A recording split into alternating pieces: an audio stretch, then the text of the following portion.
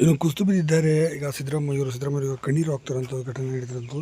ಹಾಗಾಗಿ ಏನಾಗಿದೆ ಸಂಪೂರ್ಣ ಮಾಹಿತಿ ನಿಮಗೆ ಕೊಡ್ತೀನಿ. ಅದಕ್ಕೆ ನಮ್ಮ ಚಾನಲ್ ಸಬ್ಸ್ಕ್ರೈಬ್ ಮಾಡಿ. ಇನ್ನು ರಾಜಕೀಯದಲ್ಲಿ ನೀವೆಲ್ಲ ನೋಡ್ತಿದ್ದೀರಿ ಏನೆಲ್ಲ ನಡೀತಾ ಇದೆ ಅಂತೇಳಿ. CM ಸಿದ್ದರಾಮಯ್ಯ ಇವತ್ತು ರಾಜೀನಾಮೆ ಕೊಡ್ತಾರೆ, ಹಾಗೆ ಹೀಗೆ ಅಂತೆಲ್ಲ ಕೂಡ ಬರ್ತಾ ಇರೋಂಥ ಸುದ್ದಿಗಳು.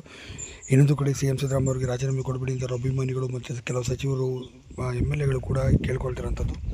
ಏನು CM ಸಿದ್ದರಾಮಯ್ಯ ರಾಜೀನಾಮೆ ಕೊಡ್ತಾರೆ ಅಂತ ವಿಚಾರ ಕೇಳಿದಂಥ ಅಲ್ಲೇ ಇದ್ದಂಥ ಅವ್ರ ವಿಧಾನಸೌಧದಲ್ಲಿ ಒಬ್ಬರು ಕೆಲಸ ಮಾಡುವಂಥ ಡಿ ಗ್ರೂಪ್ ನೌಕರ ಕೂಡ ಕಣ್ಣೀರು ಹಾಕಿರುವಂಥದ್ದು. ಇನ್ನು ಇದೇ ಸಂದರ್ಭದಲ್ಲಿ ರಾಹುಲ್ ಗಾಂಧಿಯವರು ನೀವು ರಾಜೀನಾಮೆ ಕೊಡಿ ಅಂತ ಹೇಳಿದಾಗ ಬೆಕ್ಕಿ ಕಣ್ಣೀರು ಹಾಕಿ ಘಟನೆ ಕೂಡ ನಡೆದಿರುವಂಥದ್ದು.